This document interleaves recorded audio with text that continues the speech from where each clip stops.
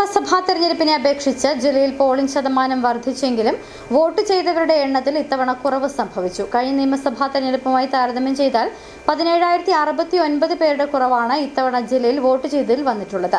തൊടുപുഴ ഒഴികെ എല്ലായിടത്തും ഇത്തവണ കഴിഞ്ഞ തവണത്തേക്കാൾ വോട്ട് ചെയ്തവരുടെ എണ്ണം കുറഞ്ഞു. ഇത്തവണത്തെ നിയമസഭാ തെരഞ്ഞെടുപ്പിൽ ജില്ലയിൽ പോളിംഗ് ശതമാനം വർദ്ധിച്ചെങ്കിലും വോട്ട് ചെയ്തവരുടെ എണ്ണത്തിൽ വലിയ കുറവ് സംഭവിച്ചു. കഴിഞ്ഞ നിയമസഭാ തെരഞ്ഞെടുപ്പിലെ പോളിംഗ് ശതമാനമായ 71.78% മറികടന്ന് ഇത്തവണ പോളിംഗ് 77.15% എത്തിയിരുന്നു.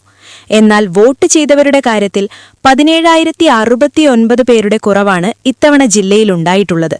അതായത് കഴിഞ്ഞ തവണ 6,38,422 പേർ വോട്ട് രേഖപ്പെടുത്തിയെങ്കിൽ ഇത്തവണ വോട്ട് ചെയ്തത് 6,21,373 പേർ മാത്രമാണ്.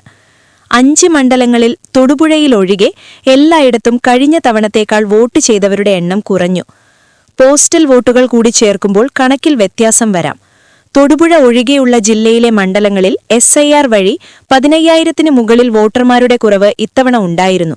ഇതാണ് പോളിംഗ് ശതമാനം ഉയരാൻ കാരണമായി വിലയിരുത്തപ്പെടുന്നത്.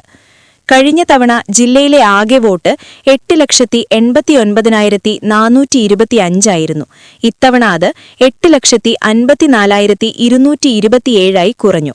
3,12,207 പുരുഷന്മാരും 3,09,160 സ്ത്രീകളും 6 ട്രാൻസ്ജെൻഡേഴ്സും ഇത്തവണ ജില്ലയിൽ വോട്ട് രേഖപ്പെടുത്തി.